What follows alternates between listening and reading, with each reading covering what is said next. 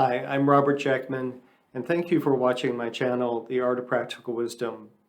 Many of you have written to me wanting me to talk a little bit more about the transitions that happen when we are on our healing journey and we've healed big parts of ourselves, but it's sort of like we have one foot into a new world and one foot still in our codependent, wounded world.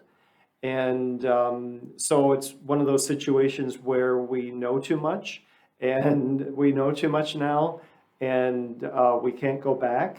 And what's happening is we're recognizing, we're seeing wounding within ourselves, and we're working on healing that, but we're also seeing wounding in others, and maybe in our partnerships or with our companions, or maybe it's with our friends or coworkers, because as we heal, we're able to recognize the wounding in others much more clearly from a healed place.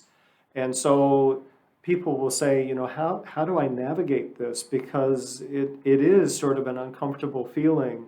I know that when I went through that transition phase began doing that in my 20s, I recognized how I had created all of these friendships where I was enabling the friendships. So I was kind of creating the friendships by doing things for others or giving them gifts or who knows what. But it wasn't a balance. They weren't balanced friendships. I was overdoing it because I didn't feel like I was worthy to have a reciprocal friendship. I felt that I had to do more so that friend would like me, I guess.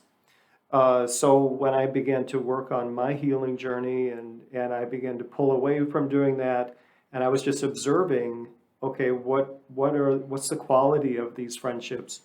And you know what? Many of those friendships went away because I was no longer feeding them.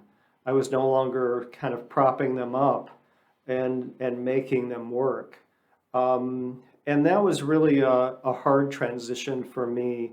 In one way, because I realized how much I was giving away so much of my power just to have those friendships.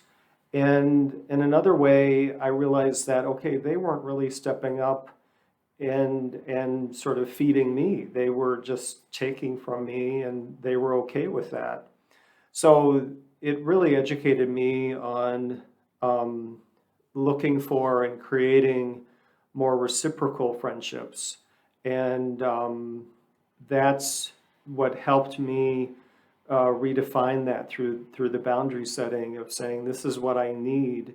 And, going out and meeting new people. And, of course, as we get healthier, we attract healthier people to us.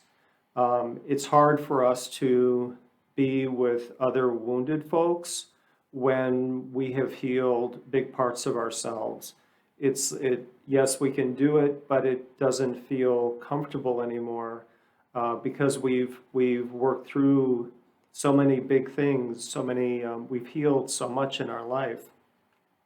So that describes that transition time of sort of where you're understanding more about yourself and more about your relationships, and you're seeing the quality of the relationships. And an exercise you can do, I have some in the workbook, the companion workbook, but you can write, just draw a circle and who's in your inner circle and who do you trust? What relationships feel reciprocal? Maybe some people are on the edge of that circle. And then who's in an outer circle, or who's like totally, not in any circle, but they're in your life for whatever reason. So it's an examination of the quality of your friendships. So you're taking an inventory and you're evaluating who's good for me and who contributes to my life and who takes from me. And that's really a big part of that transition time. So I hope this explanation helps you and helps to give some perspective on what you might be going through at this time.